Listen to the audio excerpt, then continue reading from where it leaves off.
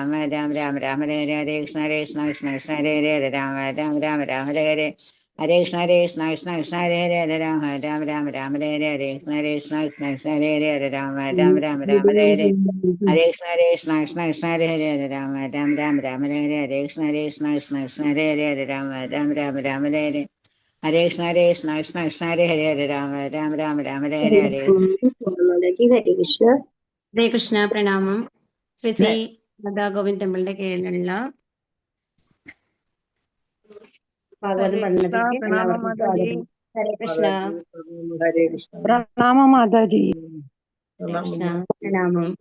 ജ്ഞാനാഞ്ജനശലാകയാ ചക്ഷുരുന്മീലിതം യേന തസ്മൈ ശ്രീ ഗുരവേ നമഃ. ശ്രീ ചൈതന്യ മനോഭീഷ്ടം സ്ഥാപിതം യേന ഭൂതലേ സ്വയം രൂപ കഥാ മഹ്യം ദദാന്തി സ്വപദാന്തികം വന്ദേഹം ശ്രീ ഗുരു ശ്രീയുധ പദകമലം ശ്രീ ഗുരും വൈഷ്ണവാംശ ശ്രീരൂപം സാഗ്രജാതം സാഗണരഘുനാഥാനിതം തം സജീവം സാ അദ്വൈതം സാവധൂതം പരിജനസഹിതം ശ്രീകൃഷ്ണ ചൈതന്യദേവം ശ്രീരാധാ കൃഷ്ണപാദാൻ സാഗണലളിതാ ശ്രീവിശാഖാനിതം ഹേ കൃഷ്ണ കരുണാ സിന്ധോ ദീനബന്ധോ ജഗത്പദേ ഗോപേശ ഗോപികാന്ത രാധാകാന്ത നമോസ്തുതേ തപ്തകാഞ്ചന ഗൗരാംഗീ രാധേ വൃന്ദാവനേശ്വരി വൃഷഭാനുസുതേ ദേവി പ്രണമാമി ഹരിപ്രിയേ വാഞ്ചാകൽപതരൂഭ്യശ്ച കൃപാ സിന്ധുഭ്യേവ ച പതിതാനാം പാവനേഭ്യോ വൈഷ്ണവേഭ്യോ നമോ നമഃ. നമോ ഓം വിഷ്ണുപാദായ കൃഷ്ണപ്രേഷ്ഠായ ഭൂതലേ ശ്രീമതേ ഭക്തിവേദാന്ത സ്വാമിൻ ഇതി നാമിനി നമസ്തേ സാരസ്വതേ ദേവേ ഗൗരവാണി പ്രചാരിണി നിർവിശേഷ ശൂന്യവാദി ഭാഷാതിരചതാരിണി നാരായണം നമസ്കൃഭ്യാം നരം ചൈവ നരോത്തമം ദേവീം സരസ്വതിം വ്യാസം തതോ ജയമുദീരയത് നഷ്ടപ്രായേഷു ഭദ്രേഷു നിത്യം ഭാഗവത സേവയാ ഭഗവതിർ ഉത്തമ ശ്ലോകേ ഭക്തിർഭവതി നൈഷ്ഠികീ. നമോ ഓം വിഷ്ണുപാദായ കൃഷ്ണപ്രേഷ്ഠായ ഭൂതലേ ശ്രീമതേ ജയപതാക സ്വാമിൻ ഇതി നാമിനി നമാചാര്യപാദായ നിതായ കൃപപ്രദായിനേ ഗൗരഗദാദാമദായ നഗരഗ്രാമതാരിണി ജയോ ശ്രീകൃഷ്ണ ചൈതന്യ പ്രഭോ നിത്യാനന്ദ ശ്രീ അദ്വൈത ഗദാധര ശ്രീവാസാദി ഗൗരഭക്തവൃന്ദ. ഹരേ കൃഷ്ണ ഹരേ കൃഷ്ണ കൃഷ്ണ കൃഷ്ണ ഹരേ ഹരേ ഹരേ രാമ രാമ രാമ ഹരേ ഹരേ. ഹരേ കൃഷ്ണ. നമ്മളെ ഭാഗവതം 11ാമത്തെ അധ്യായമാണ് ഇന്ന് നമ്മൾ തുടങ്ങാൻ പോകുന്നത്. അപ്പൊ കഴിഞ്ഞ അധ്യായത്തിൽ നമ്മൾ എന്താണ്, ഭഗവാൻ അവിടുന്ന് ഹസ്തിനപുരത്ത് നിന്ന് പോകുന്നു അല്ലെ. നമ്മൾ പറഞ്ഞു എന്താണ്, രാജസ്ഥാൻ, മധ്യപ്രദേശ്, അങ്ങനത്തെ പഞ്ചാബ്, അങ്ങനത്തെ സ്ഥലങ്ങളൊക്കെ കവർ ചെയ്തിട്ടാണ് ദ്വാരകയിൽ എത്തുന്നത്. അപ്പൊ എല്ലാ ദിവസവും സന്ധ്യാവന്ദനം, അതായത് സന്ധ്യയ്ക്ക് ശേഷം ട്രാവൽ ചെയ്യാറില്ല, എന്ത് ചെയ്യും, അവിടെയാണ് സ്റ്റേ ചെയ്യുക. എന്നിട്ട് സന്ധ്യാവന്ദനമൊക്കെ നടത്തും. അങ്ങനെ ഭഗവാന്റെ ഒരു എന്താ പറയാ, ഒരു ഉത്തമ ഒരു പൗരൻ എങ്ങനെ ഉണ്ടാവണം എന്നുള്ളതിന് ഒരു എക്സാമ്പിൾ ആയിട്ടാണ് ഓരോ പ്രവൃത്തിയും. ഹരേ കൃഷ്ണ. കേൾക്കാൻ സാധിക്കുന്നില്ലേ?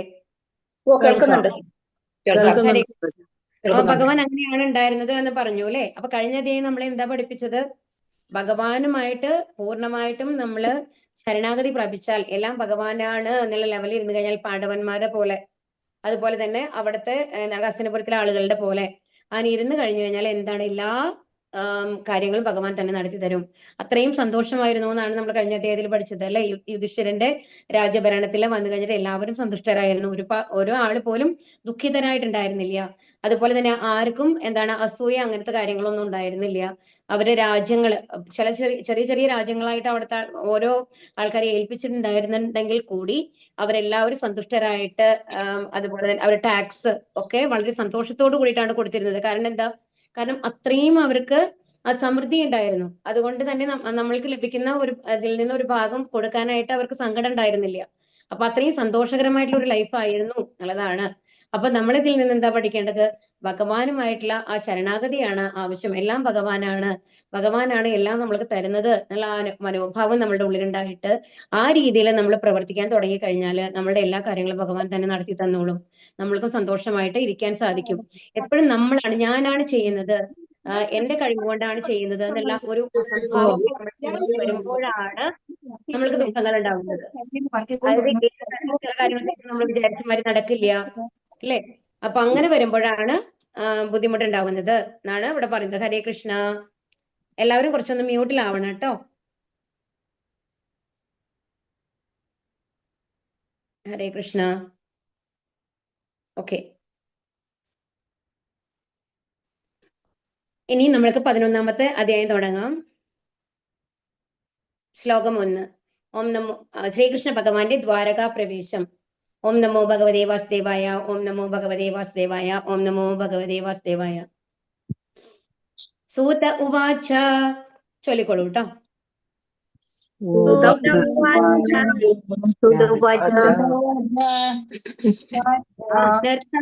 ഉപവ്രജ്യ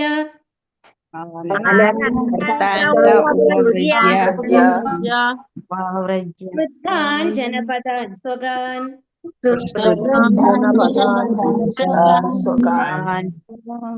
തദ്മൗദരവരം തേഷാം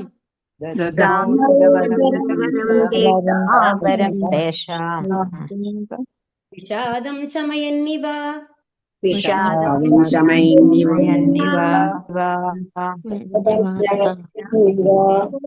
ഉവാച, സുത ഗോസ്വാമി പറഞ്ഞു, ആനർത്താൻ, ആനർത്തം ദ്വാരക, ആനർത്തം എന്ന് പറഞ്ഞ ദ്വാരക എന്ന് പറഞ്ഞ സ്ഥലമാണ് കേട്ടോ, എന്നറിയപ്പെടുന്ന രാജ്യം. സഹ അദ്ദേഹം, ഉപവൃജ്യ അതിർത്തിയിൽ എത്തിച്ചേർന്ന്, സുഋദ്ധാൻ അതിസമൃദ്ധമായ, ജനപദാൻ നഗരം, സ്വകാൻ അദ്ദേഹത്തിന്റെ സ്വന്തം, ധദ്മൗ മുഴക്കി, ധരവരം മംഗളകരമായ ശംഖ് പാഞ്ചജന്യം, തേഷാം അവരുടെ, വിഷാദം വിഷാദം, ശമയൻ ശമിപ്പിച്ചുകൊണ്ട്, ഇവ പോലെ. വിവർത്തനം. ശ്രീല പ്രഭുപാദിക്ക് ജയ്. സുധ ഗോസ്വാമി പറഞ്ഞു, ആനർത്ത രാജ്യം, അതായത് ദ്വാരക എന്നറിയപ്പെടുന്ന അതിസമ്പൽ സമൃദ്ധമായ അദ്ദേഹത്തിന്റെ രാജ്യാതിർത്തിയിൽ എത്തിച്ചേർന്നപ്പോൾ ഭഗവാൻ തന്റെ മംഗളകരമായ ശംഖ് തന്റെ ആഗമനം ഉദ്ഘോഷിക്കാനും ദ്വാരകാ നിവാസികളുടെ വിഷാദം ശമിപ്പിച്ചുകൊണ്ടെന്ന പോലെയും മുഴക്കി.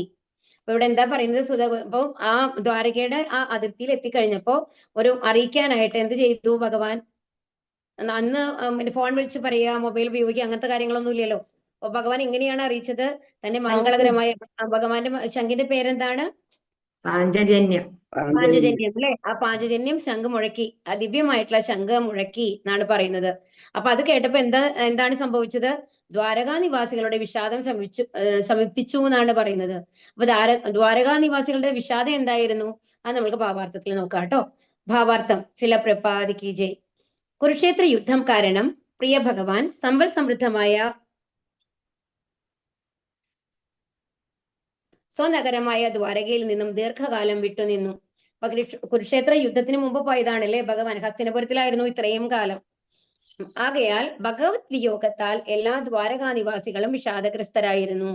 അപ്പൊ ഭഗവാൻ അവിടെ ഇല്ലാത്തത് കൊണ്ട് ദ്വാരകാ നിവാസികളൊക്കെ ഒരുപാട് സങ്കടപ്പെട്ടിട്ടാണ് ഉണ്ടായിരുന്നത് എന്നാണ് പറയുന്നത്. അപ്പൊ നമ്മൾക്കറിയാം അല്ലേ? അപ്പൊ ഒരു എന്താ പറയാ, ഇതിനെങ്ങനെയാ നമ്മൾക്ക് കാണാൻ പറ്റുക? ദ്വാരകാ നിവാസികൾ എന്ന് പറയുമ്പോ ഒരു കൊച്ചുകുട്ടി എന്ന് വെച്ചോളൂ. അവരെ അച്ഛൻ വന്നു കഴിഞ്ഞിട്ട് അച്ഛൻ ഒരു കുറെ നാൾ വിട്ടു നിന്നു. ഏതെങ്കിലും ഓഫീസ് കാര്യങ്ങൾക്കോ ഒക്കെ ടൂർ പോകുന്ന ആൾക്കാരുണ്ടാവുമല്ലോ, പാരന്റ്സ് ഒക്കെ ഉണ്ട്, അച്ഛന്മാരൊക്കെ ഉണ്ടാവും അല്ലെ? അപ്പൊ 2-3 മാസം ഇങ്ങനെ വിട്ടു നിൽക്കുകയാണെന്ന് വിചാരിച്ചോളൂ. സാധാരണ കൊച്ചുകുട്ടികൾക്കൊക്കെ അച്ഛന്മാരോട് കുറച്ച് ഇഷ്ടം കൂടും. എന്താ കാരണം? കാരണം അമ്മമാരാണ് മിക്കവാറും വീടുകളിൽ, ജനറൽ ആയിട്ട് പറയണതാണ് കേട്ടോ, അത് എക്സെപ്ഷണൽ കേസസ് ഉണ്ടാവാം.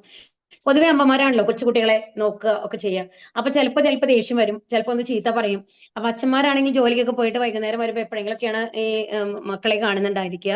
അപ്പൊ അവര് ഓവറായിട്ട് അവര് ചീത്ത പറയോ അതിന് ദേഷ്യപ്പെടുകയോ ഒന്നും ചെയ്യുന്നുണ്ടായിരിക്കില്ല. അപ്പൊ അവർക്ക് ഒരുപാട് ഇഷ്ടമായിരിക്കും അങ്ങനെ. അപ്പൊ ഈ 2 മാസമൊക്കെ വിട്ട് നിൽക്കുമ്പോ അമ്മയ്ക്കാണെങ്കിൽ സ്ട്രെയിൻ കൂടുതലായിരിക്കും. കാരണം തന്നെയാണ് നോക്കുന്നത്. അപ്പൊ ദേഷ്യം കൂടുതലുണ്ടാവും. അപ്പൊ ഏതെങ്കിലുമൊക്കെ കാര്യങ്ങൾക്ക് ചീത്ത പറയുണ്ടാവും. അപ്പൊ എന്തായാലും ആ കുട്ടികൾക്ക് എപ്പോഴും എന്താ ഉണ്ടാവുക? അച്ഛനെ കാണണം എന്നുള്ള ആഗ്രഹം കൂടും. അപ്പൊ എന്നിട്ട് അമ്മമാരോട് ചോദിക്കുക, എപ്പോഴാ അച്ഛൻ വരാ, അച്ഛൻ എപ്പോഴാ വരാ, അച്ഛൻ എപ്പോ വരാ, ഇങ്ങനെ ചോദിച്ചുകൊണ്ടിരിക്കുന്നുണ്ടായിരിക്കും അല്ലെ? അപ്പൊ അമ്മ എന്ത് പറയുന്നുണ്ടെങ്കിൽ കുട്ടിയെ വിഷമിപ്പിക്കാണ്ട് ഇരിക്കുക, എന്ത് പറയും? നാളെ വരും അല്ലെങ്കിൽ മറ്റന്നാൾ വരും. അങ്ങനെ കുറെ കഴിയുമ്പോഴേക്കും കുട്ടിക്ക് മടുക്കും. എപ്പോഴാ വരാന്ന് അറിയില്ല എന്നുള്ളൊരു അവസ്ഥയിലെത്തും. അവസാനം പെട്ടെന്ന് ഒരു ദിവസം ഇതൊക്കെ കഴിഞ്ഞ് കഴിഞ്ഞിട്ട് ആ അച്ഛൻ വീട്ടിലേക്ക് വരുമ്പോ ആ കുട്ടിക്ക് എന്തൊരു സന്തോഷമായിരിക്കും അല്ലെ? നമ്മൾ അനുഭവിച്ച കാര്യങ്ങളായിരിക്കും, നമ്മൾ കണ്ടിട്ടുള്ള കാര്യങ്ങളാണ്. നമ്മളും ചെറുപ്പകാലത്തിൽ അങ്ങനെ ചെയ്തിട്ടും ഉണ്ടാവാം അല്ലെ? അപ്പൊ ആ ഒരു അവസ്ഥയായിരുന്നു ദ്വാരകാ നിവാസികളുടെ എന്നാണ് പറയുന്നത്. കാരണം നമ്മളുടെ എല്ലാമായിട്ടുള്ള ആ ഭഗവാൻ എന്താണ് ഇത്ര നാളും അവർക്ക് ദുഃഖങ്ങളൊന്നും ഉണ്ടായിരുന്നില്ല. എല്ലാ കാര്യങ്ങളും ഭംഗിയായിട്ടാണ് നടന്നിട്ട് പോയിരുന്നിരുന്നത്. എന്നിരുന്നാൽ കൂടി ആ ഒരു എന്താ പറയാ, അച്ഛനെ കാണാതെ വിഷമിക്കുന്ന ആ ഒരു മകന്റെ ആ ഒരു സ്നേഹം നിറഞ്ഞ ആ ഒരു ആകാംക്ഷ ഉണ്ടാവുമല്ലോ, ആ ഒരു ഇതിലാണ് അവിടെ എല്ലാവരും ഉണ്ടായിരുന്നത്. അപ്പൊ ഭഗവാന്റെ ആ ശംഖിന്റെ ശബ്ദം കേട്ടു, അയ്യോ ഭഗവാൻ വരാണ്. കാരണം അവർക്ക് ആർക്കും ഒരു ഐഡിയ ഇല്ല എപ്പോഴാ വരാന്നുള്ളത്, പെട്ടെന്നാണ് വരുന്നത്. അപ്പൊ ആ ഒരു സന്തോഷം അവർക്കെല്ലാം ലഭിച്ചു എന്നുള്ളതാണ് പറയുന്നത് ഇവിടെ. ഭഗവാൻ ഭൂമിയിൽ അവതരിക്കുമ്പോൾ അദ്ദേഹത്തിന്റെ നിത്യപാർഷദരും ഒരു രാജാവിന്റെ പരിവാരങ്ങൾ അദ്ദേഹം അദ്ദേഹത്തെ അനുഗമിക്കുന്നത് പോലെ ഭഗവാനോടൊപ്പം വരുന്നു. അപ്പൊ ഭഗവാൻ വരുമ്പോ അപ്പൊ ഈ ദ്വാരകയിലുള്ള ആളുകൾ ആരായിരുന്നു എന്നുള്ളതാണ് ഇവിടെ പറയുന്നത്. അപ്പൊ ഭഗവാൻ നമ്മൾ അവതരിക്കുമ്പോ ഭഗവാന്റെ കൂടെ ഗോലോക വൃന്ദാവനത്തിലാണ് ഭഗവാൻ ഉള്ളത് അല്ലെ. ആ ഗോലോക വൃന്ദാവനത്തിലെ എല്ലാ ആൾക്കാരും ഭഗവാന്റെ കൂടെ പാർഷദരായിട്ട് ഭഗവാന്റെ കൂടെ ഒരുമിച്ച് വരുന്ന ആൾക്കാരെയാണ് പാർഷദർ എന്ന് പറയുന്നത് കേട്ടോ. അതാണ് നിത്യ പാർഷദർ എന്ന് പറയുന്നത്. അപ്പൊ ഗോലോക വൃന്ദാവനത്തിൽ അതേ ആൾക്കാർ തന്നെയാണ് ആരുള്ളത്, ദ്വാരകാവാസികളായിട്ടുണ്ടായിരുന്നത്. അവർക്ക് ഈ ജന്മത്തിൽ പല പേരുകളുണ്ടാവാം. അവര് ഭഗവാന്റെ പാർഷദരായിരുന്നു എന്നുള്ളത് അവര് മറന്നു പോയിട്ടുണ്ടാവാം. പക്ഷേ ഭഗവാന്റെ കൂടെ വരുന്ന എല്ലാ ആൾക്കാരും ഭഗവാന്റെ പാർഷദരാണ് എന്നാണ് പറയുന്നത്. അപ്പൊ ഒരു രാജാവിന്റെ പരിവാരങ്ങൾ അദ്ദേഹത്തെ അനുഗമിക്കുന്നത് പോലെ ഭഗവാനോടൊപ്പം വരുന്നു. ഭഗവാന്റെ അത്തരം സഹചരന്മാർ നിത്യമുക്താത്മാക്കളാകുന്നു. അപ്പൊ രണ്ടു തരത്തിലുള്ള ആൾക്കാരുണ്ട് അല്ലെ, നിത്യസിദ്ധരും അതുപോലെ നിത്യബദ്ധരും. അതില് നിത്യസിദ്ധർ എന്ന് പറയുന്നവരാണ് നിത്യമുക്താത്മാക്കൾ, അതായത് ആത്മീയ ലോകത്തിലുള്ള ആൾക്കാർ. അവർക്ക് യഥാർത്ഥത്തിൽ പറഞ്ഞാല് ജനനവും മരണവും ഒന്നുമില്ല. അപ്പൊ എങ്ങനെയാണ് അപ്പൊ ഇവരൊക്കെ ജനിച്ചതല്ലേ എന്ന് ചോദിക്കാം ഭഗവാന്റെ കൂടെ. അപ്പൊ ഭഗവാന്റെ കൂടെ ഒപ്പം വരുമ്പോ ഭഗവാന്റെ ലീലയാണ് അത്. ഓരോരുത്തരായിട്ട് ഓരോ റോൾ കൊടുക്കുകയാണ് അവർക്ക്. അപ്പൊ അല്ലാതെ അവർ വന്നിട്ട് അവർ ചെയ്ത പാപങ്ങൾ കൊണ്ടോ നമ്മൾ കഷ്ടപ്പെടുന്ന പോലെ കഷ്ടപ്പെടാൻ വേണ്ടി വരുന്ന ആൾക്കാരല്ല. അത് ഭഗവാന്റെ കൂടെ വരുന്ന ആൾക്കാരാണ്. അവര് നിത്യമുക്താത്മാക്കളാണ്. ഭഗവാനോടുള്ള തീവ്ര അനുരാഗത്താൽ അവർക്ക് ഒരു നിമിഷത്തേക്ക് പോലും ഭഗവത്യോഗം സഹിക്കുവാൻ സാധ്യമല്ല. അപ്പൊ അവരുടെ മനസ്സിന്റെ അവസ്ഥ എന്താണ്? എല്ലാം ഭഗവാനാണ്. അപ്പൊ ഭഗവാൻ ഇല്ലാണ്ട് ഒരു നിമിഷം പോലും ഇരിക്കാനായിട്ട് അവർക്ക് സാധ്യമല്ല എന്നുള്ള അവസ്ഥയിലാണ് ഉണ്ടാവുക. ആയതിനാൽ ദ്വാരക നഗരത്തിലെ നിവാസികൾ വിഷണ്ണാവസ്ഥയിലായിരിക്കുകയും ഏതു നിമിഷവും ഭഗവാന്റെ ആഗമനം പ്രതീക്ഷിക്കുകയും ചെയ്തിരുന്നു. അപ്പൊ എപ്പോഴാ ഭഗവാൻ വരിക, എപ്പോഴാണ് കൃഷ്ണൻ വരിക, എപ്പോഴാണ് കൃഷ്ണൻ വരിക എന്നിങ്ങനെ നോക്കിക്കൊണ്ടിരിക്കുകയാണ് അവർ ഓരോരുത്തരും. ആകയാൽ ശുഭകരമായ ശംഖനാദത്തിന്റെ ഉദ്ഘോഷണം പ്രോത്സാഹജനകവും അവരുടെ വിഷാദത്തെ പ്രത്യക്ഷത്തിൽ സാന്ത്വനപ്പെടുത്തുന്നതുമായി. അപ്പൊ ഈ ശംഖിന്റെ അതായത് ഇപ്പൊ എല്ലാവർക്കും ഭയങ്കര സന്തോഷമായി. ഇനി എങ്ങനെയൊക്കെയാണ് ഭഗവാനെ സ്വീകരിക്കേണ്ടത് എന്ന് പറയും. നമ്മുടെ വീട്ടിലാണെന്നുണ്ടെങ്കിൽ നമ്മുടെ മക്കളൊക്കെ ചിലപ്പോൾ പുറത്ത് പോയി കഴിഞ്ഞിട്ട് വരുമ്പോ ഇങ്ങനെ US-ലോ അല്ലെങ്കിൽ ആസ്ട്രേലിയയിലോ ഒക്കെ വർക്ക് ചെയ്യുന്ന ആൾക്കാരുണ്ടാവും അല്ലെ. അവർ വീട്ടിലേക്ക് വരുന്നു എന്ന് കേൾക്കുമ്പോൾ വീട്ടിലത്തെ ഒരു ആഘോഷം ആലോചിച്ച് നോക്കൂ. അവർക്ക് ഇഷ്ടപ്പെട്ട ഓരോ സാധനങ്ങൾ ഉണ്ടാക്കാൻ നമ്മൾ ശ്രമിക്കും അല്ലെ. വീടൊക്കെ ആ ലെവലിൽ അവർക്ക് ഇഷ്ടപ്പെട്ട മാതിരി വെക്കാൻ ശ്രമിക്കും. എന്തൊക്കെയാണ് അവർക്ക് ഇഷ്ടമുള്ളത് ഒരു മാസം മുമ്പേ നമ്മൾ പ്രിപ്പറേഷൻ തുടങ്ങും അല്ലെ. അപ്പൊ ഈ ശംഖനാഥം കേട്ടപ്പോ അതേമാതിരിയാണ് എന്തൊക്കെയാണ് ഭഗവാന് ചെയ്യേണ്ടതെന്ന് അവർക്ക് അറിയണില്ല. പറയും അത്രയും അയ്യോ മനസ്സില് പറയില്ലേ, പറയും നമ്മൾക്ക് തല നിൽക്കുന്നില്ല എന്ന് പറയില്ലേ ചില സമയത്ത്. അത്രയും ഒരു സന്തോഷമാണ് അവർക്ക് ഉണ്ടായിരുന്നത്. അങ്ങനെ അദ്ദേഹത്തെ യഥായോഗ്യം സ്വീകരിക്കുവാൻ അവരെല്ലാവരും ഉത്സുകരായി തീർന്നു. ഇവയെല്ലാം നൈസർഗികമായ ഭഗവത് പ്രേമത്തിന്റെ ലക്ഷണങ്ങളാണ്. അപ്പൊ എന്തുകൊണ്ടാണ് ഭഗവാൻ വരുമ്പോ അവർക്ക് ഇത്രയും ആകർഷണം തോന്നിയത്? ഭഗവാന് വേണ്ടി എന്തൊക്കെ ചെയ്താലും മതിയാവില്ല എന്ന് തോന്നിയത് എന്തുകൊണ്ടാണ്? ആ ഭഗവാനോടുള്ള ഇഷ്ടം കൊണ്ട്. നമ്മൾക്ക് നമ്മുടെ മക്കളോട് എന്താ തോന്നുന്നത്? നമ്മൾക്ക് അവരെ ഇഷ്ടമാണ് അല്ലെ. അവർ നമ്മൾക്ക് എന്തെങ്കിലും ചെയ്യുന്നുണ്ടോ ഇല്ലയോ നോക്കിയിട്ടാണോ നമ്മൾ മക്കളെ ഇഷ്ടപ്പെടുന്നത്? അല്ല. അപ്പൊ അങ്ങനത്തെ ഒരു ബന്ധമാണ് ഭക്തന്മാരും ഭഗവാനും തമ്മിലുള്ളത്. അവിടെ സ്വാർത്ഥത എന്ന് പറയുന്നത് ഇല്ല എന്നുള്ളതാണ് നമ്മൾ മനസ്സിലാക്കേണ്ടത്. അതാണ് യഥാർത്ഥ ഭഗവത് പ്രേമം. അതാണ് നൈസർഗികമായ സ്വാഭാവികമായിട്ട് വരുന്നത്, ഉണ്ടാക്കലല്ല, ആർട്ടിഫിഷ്യൽ അല്ല എന്നുള്ളതാണ് ഇവിടെ പറയുന്നത്. ശ്ലോകം 2. ഹരേ കൃഷ്ണ. ഉച്ചകാശേതവളോദരോദരോ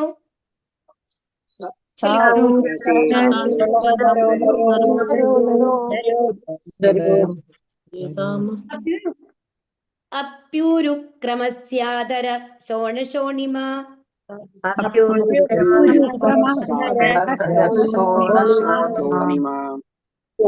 ദാസ്മായമാന കരകഞ്ച സംഭുടേ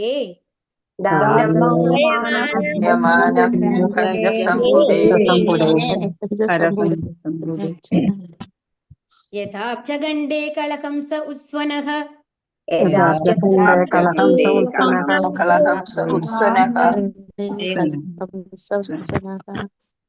സഹ അത് ഉച്ചകാശേ അത്യുജ്വലമായി തീർന്നു.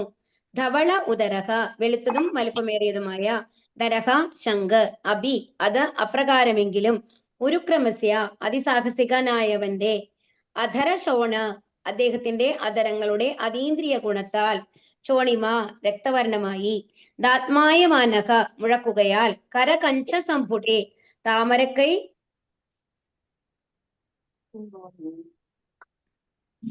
പിടിയിൽ അമർന്നതിനാൽ, യഥാ അതേപോലെ, അബ്ജഖണ്ഡേ താമരത്തണ്ടുകളാൽ, കളഹംസക കളഹംസങ്ങൾ, ഉത്സ്വനഹ ഉറക്കെ ശബ്ദിച്ചു. വിവർത്തനം. ശ്രീല പ്രഭുപാദ് കി ജയ്. ഭഗവാൻ കയ്യിലേന്തി മുഴക്കിയ ധവള നിറമാർന്ന വലിപ്പമേറിയ ശംഖ് അദ്ദേഹത്തിന്റെ അതീന്ദ്രിയ അധരസ്പർശത്താൽ രക്തവർണിതമായി കാണപ്പെട്ടു. ചുവന്ന താമരയുടെ തണ്ടുകളിൽ വെളുത്ത അരയന്നം വിളയാടുന്നത് പോലെ അത് തോന്നിപ്പിച്ചു. ഇവിടെ എത്ര മനോഹരമായിട്ടാ പറഞ്ഞേക്കണത് അല്ലെ. ഒന്ന് നോക്കൂ, ഭഗവാന്റെ കയ്യിലേന്തി ആ ശംഖ് എങ്ങനെയാണ്, നല്ല വെളുത്ത നിറത്തിലുള്ള ശംഖാണ്. ഭഗവാന്റെ ചുണ്ടുകൾ എങ്ങനെയാണ്, തൊണ്ടിപ്പഴം പോലെ അല്ലെ, എന്താണ്, താമര, ചുവന്ന താമരയുടെ ഇതളുകൾ പോലെ മനോഹരമായ എന്താണ്, ചുവന്ന നിറത്തിലുള്ള ചുണ്ടുകളാണ് ഭഗവാന്. നമ്മളെ പോലെ ലിപ്സ്റ്റിക് ഒന്നും ഇട്ട് ചമപ്പിക്കേണ്ട ആവശ്യമില്ല. ഭഗവാന്റെ ആ ചുണ്ടുകൾ കാണുമ്പോൾ തന്നെ നമ്മൾക്ക് ഒരു അത്രയും ആകർഷണം വരും എന്നാണ്. അപ്പൊ ആ ശംഖ്, അപ്പൊ വെളുത്ത നിറത്തിലുള്ള ശംഖ് ആ ചുവന്ന ചുണ്ടുകൾക്കിടയിൽ നിന്നിട്ടാണ് ശംഖ് ഊതുന്നത് അല്ലെ. അപ്പൊ എങ്ങനെയാണ് തോന്നുന്നത്, ആ ശംഖിനും ചുവന്ന നിറം വന്നതായിട്ട് കാണപ്പെട്ടു എന്നുള്ളതാണ് ഇവിടെ പറയുന്നത്. അപ്പൊ ചുവന്ന താമരയുടെ തണ്ടുകളിൽ വെളുത്ത അരയന്നം വിളയാടുന്നത് പോലെ എത്ര ഭംഗിയായിരിക്കും അല്ലെ കാണാനായിട്ട്. ഭാവാർത്ഥം. ശ്രീല പ്രഭുപാദിക്ക് ജയ്. വെളുത്ത ശംഖ് ഭഗവാന്റെ അധരസ്പർശത്താൽ അരുണവർണ്ണമായത് ആത്മീയ പ്രാധാന്യമുള്ള ഒരു പ്രതീകമാണ്. അപ്പൊ ഇവിടെ എന്താ പറഞ്ഞത്, വെളുത്ത ശംഖിനെ ചുവന്ന വർണ്ണമായി തോന്നിപ്പിച്ചു എന്നാണ് ഇവിടെ പറയുന്നത് അല്ലെ. അപ്പൊ ഇവിടെ എന്താ അതിന്റെ പ്രതീകം എന്താണ്? ഹരേ കൃഷ്ണ. ഹരേ കൃഷ്ണ. കേൾക്കുന്നില്ലേ? ഭഗവാൻ സർവം നെറ്റ് ശ്രദ്ധിക്കൂ. കേൾക്കണ്ട്. ഭഗവാൻ സർവം ആത്മീയമാകുന്നു. അപ്പൊ ഇവിടെ എന്താ അതിന്റെ പ്രാധാന്യം നോക്കിക്കോളൂ കേട്ടോ. എന്താണ് അതിന് ഉദ്ദേശിക്കുന്നത്? അതിന്റെ ഉള്ളിൽ ശംഖ് എന്ന് പറയുന്നത് എന്താണ്, ഒരു ജഡവസ്തുവാണ് അല്ലെ. ആ ജഡവസ്തു ഭഗവാന്റെ ചുണ്ടുകളിൽ വെക്കുകയാണ്. അപ്പൊ ആ ഭഗവാന്റെ പ്രഭാവം അതിലേക്ക് വരുന്നു എന്നുള്ളതാണ് ഇവിടെ കാണിക്കുന്നത്. ഭഗവാൻ സർവം ആത്മീയമാകുന്നു. ജഡവസ്തു എന്നത് ഈ ആത്മീയ അസ്തിത്വത്തിന്റെ അജ്ഞതയാകുന്നു. അപ്പൊ നമ്മളുടെ ഭൗതിക ആഗ്രഹങ്ങളോ ഭൗതിക തൃഷ്ണകളോ അതൊക്കെയാണ് ഇവിടെ ശംഖിന്റെ പ്രതീകമായിട്ട് പറയുന്നത്. മനസ്സിലാവുണ്ടാവും. നമ്മളെന്ന് പറയുന്നത് നമ്മളെ ശങ്ക എന്ന് വിചാരിച്ചു, നമ്മുടെ ഉള്ളിലത്തെ കുറെ ആഗ്രഹങ്ങളൊക്കെ ഉണ്ട് അല്ലെ. നമ്മൾ എത്ര ഭഗവാൻ ഭഗവാൻ എന്ന് പറഞ്ഞു കഴിഞ്ഞാലും എന്റെ അമ്മ, എന്റെ അച്ഛൻ, എന്റെ വീട്, അതിനോടൊക്കെ ആകർഷണം നമ്മൾക്ക് കൂടുതലാണ്. അപ്പൊ നമ്മൾക്ക് ഇന്ന് വന്നു കഴിഞ്ഞിട്ട് എന്തെങ്കിലും ഒരു മാരേജ് ഉണ്ട് എന്ന് പറഞ്ഞു കഴിഞ്ഞാൽ നമ്മള് ഹരകൃഷ്ണ മന്ത്രം ജപിക്കാൻ ഇമ്പോർട്ടൻസ് കൊടുക്കും, മാരേജിന് പോകാൻ ഇമ്പോർട്ടൻസ് കൊടുക്കുമോ? തീർച്ചയായിട്ടും നമ്മൾ മാരേജ് കഴിഞ്ഞ് വന്നു കഴിഞ്ഞിട്ട് നമുക്ക് സമയം ഉണ്ടെങ്കിൽ ജപിക്കാം എന്നാണ് വിചാരിക്കുക അല്ലെ. ആ ഒരു ലെവലിൽ നിന്ന് നമ്മൾക്ക് മേലേക്ക് പോകാൻ സാധിച്ചിട്ടില്ല ഇപ്പോഴും. കറക്റ്റ് അല്ലേ പറയുന്നത്? അപ്പൊ ആ നമ്മളുടെ ആകർഷണം, ഭൗതികതയോടുള്ള ആകർഷണങ്ങള്, ആ അറ്റാച്ച്മെന്റ്, അതൊക്കെയാണ് ഇവിടെ ആയിട്ട് എന്തിന്റെ പ്രതീകമായിട്ട് വരുന്നത്, ഈ ശംഖിന്റെ പ്രതീകമായിട്ട് വരുന്നത് കേട്ടോ. അതാണ് അജ്ഞതയാകുന്നു എന്ന് പറയുന്നത്. പരമാർത്ഥത്തിൽ ആത്മീയ ജ്ഞാനോദീപനത്തിൽ ജഡവസ്തു എന്നൊന്നില്ല. എന്നാൽ ആത്മീയതയുടെ ഭഗവാന്റെ ശംഖ് അല്ലെങ്കിൽ ഭഗവാൻ ധരിച്ചിട്ടുള്ള മയിൽപ്പീലി എന്നൊക്കെ പറയുന്നത് ജഡവസ്തുക്കളല്ല എന്നുള്ളത് നമ്മൾ ആദ്യം മനസ്സിലാക്കണം. ഭഗവാന്റെ ദേഹത്തോട് ചേർന്ന് ഒന്നും ജഡവസ്തുക്കളല്ല. പരമാർത്ഥത്തിൽ ആത്മീയ ജ്ഞാനോദീപനത്തിൽ ജഡവസ്തു എന്നൊന്നില്ല. പരമപുരുഷനായ ശ്രീകൃഷ്ണ ഭഗവാന്റെ സമ്പർക്കത്താൽ തൽക്ഷണം ഈ ആത്മീയ ജ്ഞാനോദീപനം ഉണ്ടാകുന്നു. അപ്പൊ ഭഗവാനെ സ്പർശിച്ചു കഴിഞ്ഞു കഴിഞ്ഞാൽ എല്ലാം ആത്മീയമാണ്, അതീന്ദ്രിയമാണ്. അതാണ്. അപ്പൊ ആ ശംഖിനും എന്താണ് ഭാഗ്യം ഉണ്ടായത്? ഭഗവാന്റെ അധരങ്ങൾ സ്പർശിക്കുമ്പോ എന്താണ്, ഭഗവാനുമായിട്ട് സമ്പർക്കം വരികയാണ് അല്ലെ. അപ്പൊ സർവ്വ അസ്തിത്വത്തിന്റെയും ഓരോ കണികയിലും ഭഗവാൻ സന്നിഹിതനാണ്. മാത്രമല്ല ഭക്തന്റെ ആത്മീയ പ്രബുദ്ധതയ്ക്ക് അനുസരിച്ച് എന്തിൽ നിന്ന് വേണമെങ്കിലും തന്റെ സാന്നിധ്യത്തെ വെളിപ്പെടുത്തി കൊടുക്കുവാൻ അദ്ദേഹത്തിന് കഴിയും. അപ്പൊ എന്താണ്, അപ്പൊ ഏതൊരു ഭക്തനാണെങ്കിലും ആ ഭഗവാന്റെ ഒരു പ്രീതി നമ്മൾക്ക് കിട്ടിയാൽ മതി. പിന്നെ നമ്മൾക്ക് ഈ ഭൗതിക ആഗ്രഹങ്ങളോ എല്ലാത്തിനും വിരക്തി തനിയെ വന്നോളും. അത് കിട്ടുന്നത് വരയ്ക്കാണ് നമ്മൾ ഈ ശ്രമങ്ങൾ വേണ്ടത്. ഹരേകൃഷ്ണ മന്ത്രം ജപിച്ചുകൊണ്ടിരിക്കണം. ഭഗവാന്റെ ആ കാരുണ്യം നമ്മൾക്ക് എപ്പോഴാണ് ലഭിക്കാന്ന് അറിയില്ലല്ലോ, ഏത് നിമിഷത്തിൽ വേണമെങ്കിൽ നമുക്ക് ലഭിക്കാലോ. അപ്പൊ അതിന് എന്ത് വേണം, നമ്മൾ നിരന്തരമായിട്ട് ശ്രമിച്ചുകൊണ്ടിരിക്കണം എന്നുള്ളതാണ് പറയുന്നത് ഇവിടെ. മാത്രമല്ല ഭക്തന്റെ ആത്മീയ പ്രബുദ്ധതയ്ക്ക് അനുസരിച്ച് എന്തിൽ നിന്ന് വേണമെങ്കിലും, അതാണ് ഏത് സമയത്ത് വേണമെങ്കിലും ഭഗവാന്റെ ആ പ്രീതി നമ്മൾക്ക് ലഭിക്കാം. അല്ലാത്ത പക്ഷം ഏതൊരാളുടെയും മുമ്പിൽ വെളിപ്പെടാതിരിക്കുവാനുള്ള അവകാശം ഭഗവാനുണ്ട്. എന്നാൽ ഭഗവാന് താല്പര്യമില്ലെങ്കിലോ എത്ര നമ്മൾ ശ്രമിച്ചിട്ടും കാര്യമില്ല. അപ്പൊ ഭഗവാനെ പ്രീതിപ്പെടുത്താൻ കഴിയലാണ് നമ്മളുടെ ഇത് എന്താ പറയുക ടാസ്ക് എന്ന് പറയുന്നത്. ഭഗവാന് പ്രീതിയില്ലാണ്ട് ഭഗവാനെ കുറിച്ച് നമുക്ക് അറിയാനായിട്ട് സാധിക്കില്ല. ഭഗവാന്റെ സ്നേഹം നമുക്ക് ലഭിക്കാനായിട്ട് സാധിക്കില്ല. ഭഗവാനോടുള്ള ഉത്കടമായ പ്രേമത്താലും ഭഗവത് ഭക്തിയുടെ സേവനത്താലും മറ്റു വാക്കുകളിൽ പറഞ്ഞാൽ ഭഗവാനുമായുള്ള ആത്മീയ സമ്പർക്കത്താൽ ഭഗവാൻ കയ്യിലേന്തിയ ശംഖ് അരുണവർണ്ണമായതുപോലെ സർവ്വതും ആത്മീയമായി ശോണിതമായി തീരുന്നു. അപ്പൊ എപ്പം നമ്മൾക്ക് ഭഗവാനുമായിട്ടുള്ള ആ ബന്ധം സ്ഥാപിക്കാൻ സാധിക്കുമോ അതെങ്ങനെ ചെയ്യണം? ഭഗവാനുമായിട്ടുള്ള പ്രേമം നമ്മൾക്ക് ഉണ്ടാവണം, ഭക്തിയുടെ സേവനം നമ്മൾ ചെയ്തുകൊണ്ടിരിക്കണം. അത് നിരന്തരമായിട്ട് ചെയ്തുകൊണ്ടിരിക്കണം. ഇന്നൊരു ദിവസം നമ്മൾ ചെയ്യുന്നു, നാളെ ഒരു ദിവസം ചെയ്യുന്നില്ല എന്നല്ല. ഒരു നിരന്തരമായിട്ട് ഭഗവാന് വേണ്ടിയിട്ടുള്ള ഭക്തിയുത സേവനം ചെയ്തു കഴിഞ്ഞാൽ എന്തുണ്ടാവുന്നു, ആ ശംഖ് അരുണവർണ്ണമായതുപോലെ നമ്മളെയും ഭഗവാൻ നമ്മളുടെ ആ അജ്ഞതകളെയൊക്കെ നീക്കിക്കൊണ്ട് ഒരു ശുദ്ധ ഭക്തിയിലേക്ക്, ഭഗവാനുള്ള പ്രേമത്തിലേക്ക് നമ്മളെ കൊണ്ടുവരും എന്നുള്ളതാണ് ഇവിടെ പറയുന്നത്.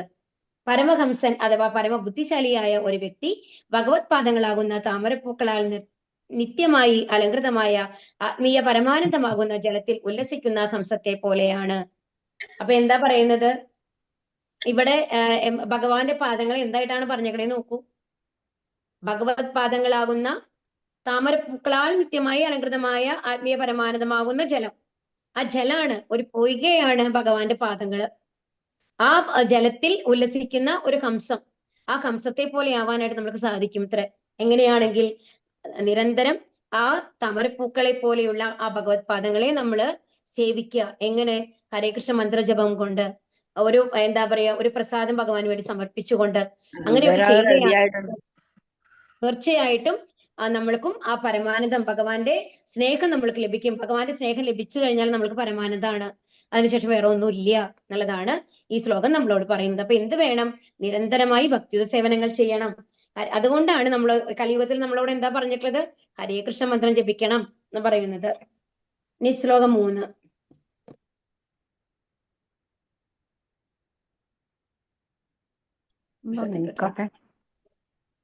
കാണാൻ സാധിക്കുന്നുണ്ടോ? തമുപസൃത്യ നിനതം. ഇത് ശരിയായിട്ടില്ലല്ലോ.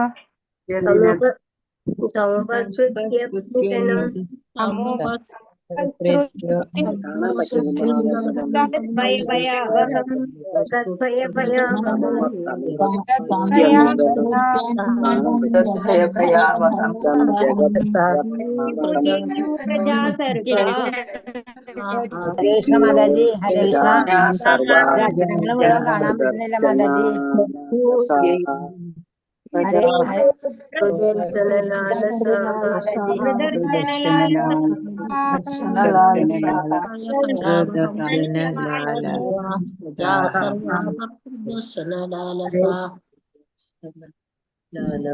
കാണാൻ പറ്റിയില്ല, മുഖം വായിക്കാൻ പറ്റില്ല ശരിക്കും.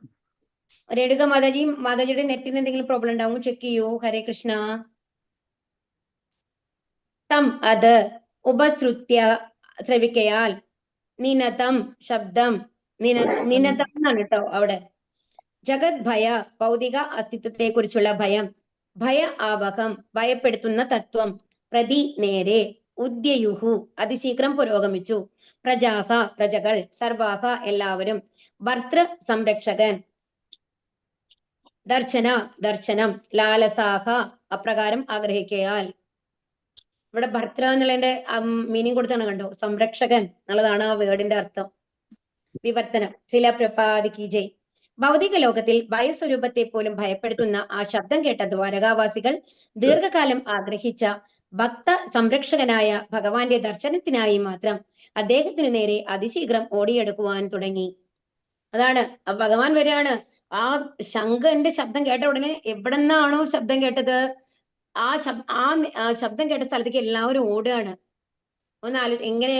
ദീർഘകാലം ആഗ്രഹിച്ച ഭക്ത സംരക്ഷകനായ ഭഗവാന്റെ ദർശനത്തിന്, ആ ഭഗവാന്റെ ദർശനം കിട്ടണം എന്നുള്ള ഒരാഗ്രഹം കൊണ്ട് എല്ലാം കയ്യിലിട്ടതൊക്കെ എറിഞ്ഞുകൊണ്ട്, രാസലീലയുടെ സമയത്ത് ഓടിയില്ലേ, ആര്? ഗോപികമാർ ഓടിയില്ലേ? അതുമാതിരി ഇവിടെ ദ്വാരകാവാസികള് ആ ശംഖിന്റെ ശബ്ദം കേട്ട ഉടനെ ആ ശബ്ദം കേട്ട സ്ഥലത്തേക്ക് ഓടുകയാണ് ചെയ്യുന്നത്. ശീഘ്രം ഓടിയെടുക്കുവാൻ തുടങ്ങി. ഇവിടെ ആദ്യത്തെ ആ ഒരു സെന്റൻസ് കണ്ടു.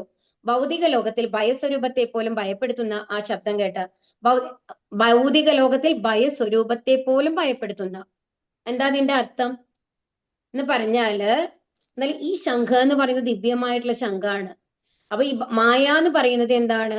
ഈ ഭൗതിക ലോകത്തിലെ നമ്മളെ പിടിച്ചു വെച്ചിട്ടുള്ള ഒരു ട്രാപ്പാണ് അല്ലെ? ആ മായയെ ഭയപ്പെടുത്തുന്നതാണ്. അപ്പൊ മായയുമായി ബന്ധപ്പെട്ട എല്ലാത്തിനും എന്തിനെ ഭയാണ്? ഭഗവാനുമായിട്ടുള്ള ബന്ധപ്പെട്ട കാര്യങ്ങൾ വരുമ്പോ ഭയാണ്.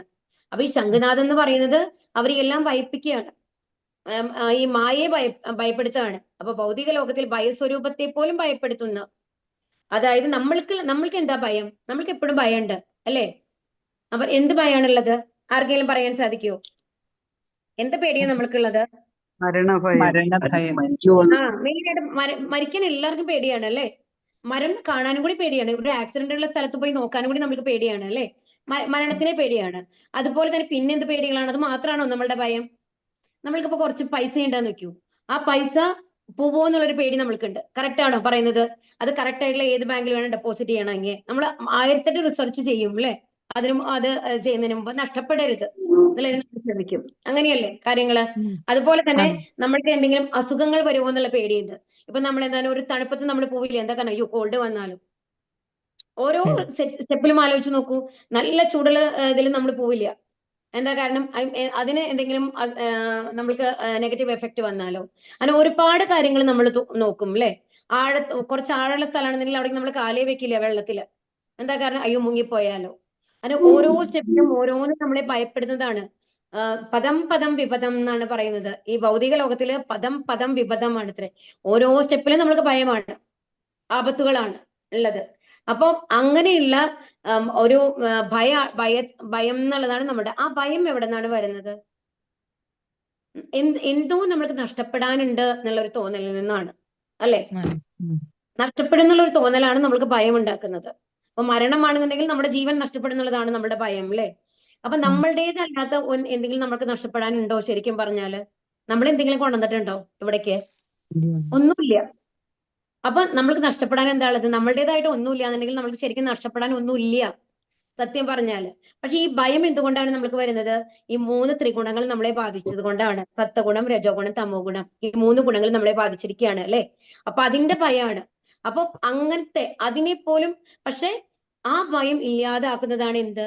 ഭഗവാന്റെ ആ ശംഖിന്റെ നാദം എന്ന് പറയുന്നത്, ഭഗവാന്റെ നാമജപം എന്ന് പറയുന്നത്. അപ്പൊ ശരിക്കും പറഞ്ഞാല് ഈ 3 ത്രിഗുണങ്ങളാണ്, അല്ലെങ്കിൽ ആ മായയാണ് നമ്മളെ ഭയപ്പെടുത്തുന്നത്. ആ മായയ്ക്ക് എന്തിനെയാണ് പേടി? ഭഗവാന്റെ നാമജപങ്ങളെ, ഭഗവാന്റെ ആ ശംഖുനാദങ്ങളെ എല്ലാം പേടിയാണ്. അപ്പൊ നമ്മൾ ഏതിനെയാണ് ആശ്രയിക്കേണ്ടത് ഈ പേടി പോവാനായിട്ട്? ഏതിനെയാണ് നമ്മൾ ആശ്രയിക്കേണ്ടത്? നാമജപത്തിനെ ആശ്രയിക്കണം അല്ലേ? അതാണ് ഇവിടെ പറയുന്നത്. നിഭാവാർത്ഥം ശ്രീല പ്രഭുപാദി ജയ്.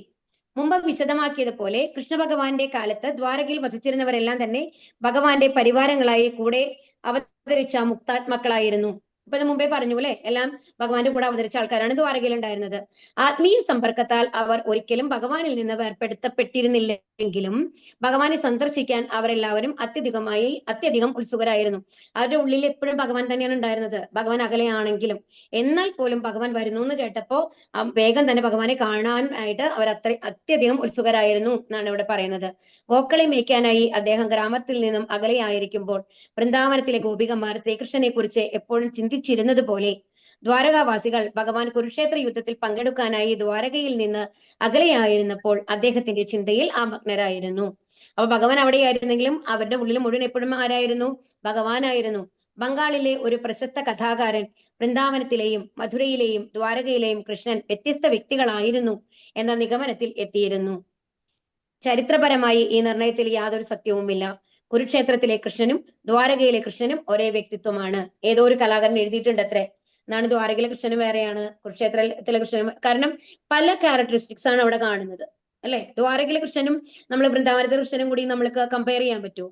ശരിയാണ്, കുറെ അസുരന്മാരെയൊക്കെ വധിച്ചിട്ടുണ്ട് എന്നുണ്ടെങ്കിൽ കൂടി അതൊന്നും അവർക്ക് പ്രത്യക്ഷമായിട്ട് അവർ വിശ്വസിക്കുന്നില്ല അല്ലെ? വിഷ്ണു വന്നു കഴിഞ്ഞിട്ട് വിഷ്ണു ഭഗവാൻ വന്ന് കൃഷ്ണനെ രക്ഷിക്കുകയാണ് എന്നാണ് യശോദാമ്മ വിചാരിച്ചിരുന്നത്. എപ്പോഴും എന്ത് നടക്കുമ്പോഴും എപ്പോഴും ഭഗവാന്റെ പ്രൊട്ടക്ഷനിലാണ്. അപ്പൊ അവര് ഭഗവാന്റെ പൂജ കൂടുതൽ ഇതായിട്ട് ചെയ്തിരുന്നു മകന്റെ രക്ഷയ്ക്ക് വേണ്ടിയിട്ട്. അങ്ങനെയാണ്, അത് കൃഷ്ണനാണ് ചെയ്തത് എന്നുള്ള ഒരു ബോധം അവർക്ക് ഉണ്ടായിരുന്നില്ല. അപ്പൊ അവിടെ ഒരു എന്താ പറയാ കളിച്ചു നടക്കുന്ന ഒരു പിഞ്ചു ബാലനായിട്ടുള്ള ഒരു കൃഷ്ണന്റെ രൂപമാണ് അവിടെ നമ്മൾക്ക് കാണാൻ സാധിക്കുക. എന്നാൽ ദ്വാരകയിലെ കൃഷ്ണൻ എന്ന് പറയുന്നതാണ് രാജകീയ പ്രൗഢിയോട് കൂടിയിട്ടുള്ള ഒരു കൃഷ്ണനാണ് അല്ലെ? അപ്പൊ കുരുക്ഷേത്രത്തിലെ കൃഷ്ണനോ അത് തേരാളിയായിട്ടുള്ള കൃഷ്ണനാണ്. എന്റെ ഡിഫറെന്റ് ഒരു റോളാണ് അവിടെ ഉള്ളത് അല്ലെ, ഭഗവാനെ കാണിക്കുന്നത്. അപ്പൊ ഇതെല്ലാം മൂന്ന് പേരാണ്. യഥാർത്ഥത്തിൽ ഇവരൊന്നും ഒരു വ്യക്തി അല്ല എന്നുള്ളത് ഏതോ ഒരു കലാകാരൻ പറഞ്ഞിട്ടുണ്ട്. അത് സത്യമല്ല, എല്ലാം ഭഗവാൻ തന്നെയാണ്. ഭഗവാൻ നമ്മൾക്കറിയാലേ, ഭഗവാൻ ഏത് രൂപം വേണമെങ്കിലും എപ്പോ വേണമെങ്കിലും സ്വീകരിക്കാം, ഏത് ഭാവത്തിൽ വേണമെങ്കിലും നമ്മുടെ മുമ്പിൽ പ്രകടമാകാം എന്നുള്ളത്. സൂര്യന്റെ അഭാവത്തിൽ രാത്രിയിൽ നാം എത്രത്തോളം മൗഢ്യമായി തീരുന്നുവോ അതുപോലെ ഈ അതീന്ദ്രിയ നഗരത്തിൽ കൃഷ്ണ ഭഗവാന്റെ അഭാവ നിമിത്തം എല്ലാ ദ്വാരകാ നിവാസികളും അത്രത്തോളം വിഷണ്ണാവസ്ഥയിലായിരുന്നു. ശ്രീകൃഷ്ണ ഭഗവാനാൽ ഉദ്ഘോഷണം ചെയ്യപ്പെട്ട ശബ്ദം പ്രഭാതത്തിലെ സൂര്യോദയത്തിന്റെ മുന്നോടി പോലെയായിരുന്നു.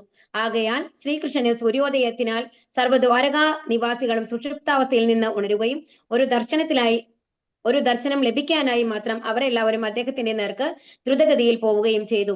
ഭഗവത് ഭക്തർ സംരക്ഷകനായി മറ്റാരെയും അറിയുന്നില്ല. അപ്പൊ എന്താണ്, ഒരു ഇരുട്ടിൽ നമുക്ക് പേടിയാണല്ലേ, എല്ലാവർക്കും ഉണ്ടാവും കുറച്ച് പേടി.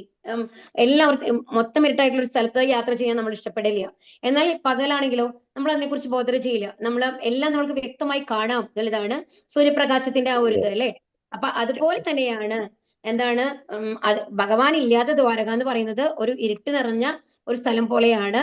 അത് കഴിഞ്ഞിട്ട് ആ വെളിച്ചം വരുമ്പോ എല്ലാവരും എഴുന്നേറ്റ് ഉറക്കത്തിൽ നിന്ന് ഉണർന്ന് അവരുടെ കാര്യങ്ങളൊക്കെ ഭംഗിയായിട്ട് ചെയ്യുന്നത് പോലെ എന്താണ് അവിടുത്തെ ദ്വാരകാ നിവാസികളൊക്കെ ആ ഉറക്കത്തിൽ നിന്ന്, നിദ്രയിൽ നിന്ന് ഉണർന്ന് ഭഗവാന് ദർശനത്തിനായി കാത്തുകൊണ്ട് അദ്ദേഹത്തിന്റെ അടുത്തേക്ക് പോയി എന്നാണ് ഇവിടെ പറയുന്നത്. അപ്പൊ അതുപോലെയായിരുന്നു അതായത് ഭഗവാൻ ഇല്ലാത്ത ഒരു ഇത് എന്ന് പറയുന്നത് ഒരു ഇരുട്ട് പിടിച്ച മുറി പോലെയാണ് ഓരോ ഭക്തന്മാർക്കും അനുഭവമാകുന്നത്. അത്രയും ദുഃഖമാണ് അവരുടെ ഉള്ളിലുള്ളത് എന്നാണ് ഇവിടെ പറയുന്നത്.